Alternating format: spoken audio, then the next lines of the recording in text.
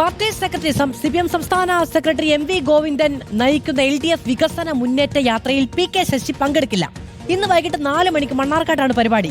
ആരോഗ്യ പ്രശ്നങ്ങൾ ഉള്ളതിനാലാണ് പങ്കെടുക്കാത്തത് എന്നാണ് PK ശശിയുടെ വിശദീകരണം. അതേസമയം പാർട്ടിയുമായി പ്രശ്നമുള്ളതിനാലാണ് PK ശശി ബ്രാഞ്ചിൽ ഇരിക്കുന്നത് എന്നാണ് MV ഗോവിന്ദന്റെ പ്രതികരണം. പിന്നെന്താ പാർട്ടിക്ക് പ്രശ്നമുള്ളതുകൊണ്ട് PK ശശി പാർട്ടി മെമ്പറായിരിക്കുന്നു? പ്രശ്നമുണ്ട്. പ്രശ്നമുണ്ട് വ്യക്തമല്ലേ?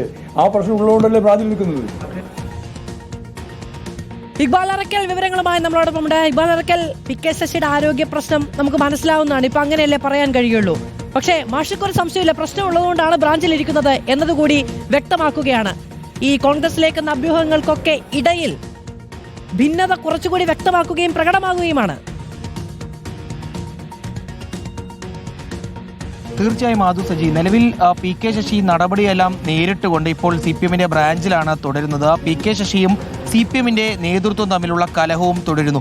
ഇതിനിടയിലാണ് കഴിഞ്ഞ ദിവസം PK ശശിയെ CPM-ൽ നിന്നും അടർത്തിയെടുത്ത് കോൺഗ്രസിലേക്ക് കൊണ്ടുപോകാനുള്ള നീക്കങ്ങൾ കോൺഗ്രസ് നേതാക്കൾ ആരംഭിക്കുകയും ചെയ്തു. അതുമായി ബന്ധപ്പെട്ടുള്ള ചർച്ചകൾ ആരംഭിച്ചു എന്നുള്ളത് കോൺഗ്രസ് നേതാക്കൾ തന്നെ കഴിഞ്ഞ ദിവസം റിപ്പോർട്ടർ TVയിലൂടെ വ്യക്തമാക്കുകയും ചെയ്തതാണ്.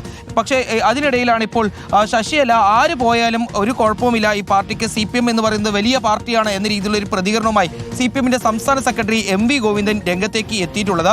PK ശശിയും പാർട്ടി നേതൃത്വവുമായി പ്രശ്നമുണ്ട്. ആ പ്രശ്നങ്ങൾ ഉള്ളതുകൊണ്ട് തന്നെയാണ് PK ശശി ബ്രാഞ്ചിൽ ഇപ്പോഴും ഇരിക്കുന്നത് എന്നും ഇപ്പോൾ CPM-ന്റെ സംസ്ഥാന സെക്രട്ടറി MV ഗോവിന്ദൻ ഇന്ന് രാവിലെ പത്രസമ്മേളനത്തിലൂടെ വ്യക്തമാക്കുകയും ചെയ്തിരിക്കുന്നു. അതിന് പിന്നാലെയാണ് ഇപ്പോൾ PK ശശി MV ഗോവിന്ദൻ നയിക്കുന്ന LDF-ന്റെ ജാഥയിൽ എത്തില്ല എന്ന രീതിയിലുള്ള വിവരങ്ങളും പുറത്തു വരുന്നത്.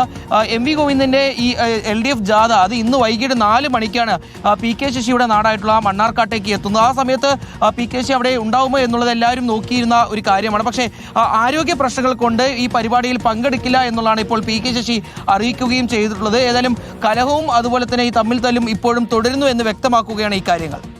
ശശി, എന്തായാലും ഈ യോഗത്തിൽ പങ്കെടുക്കില്ല എന്നുള്ള കാര്യത്തിൽ തീരുമാനമായിരിക്കുന്നു.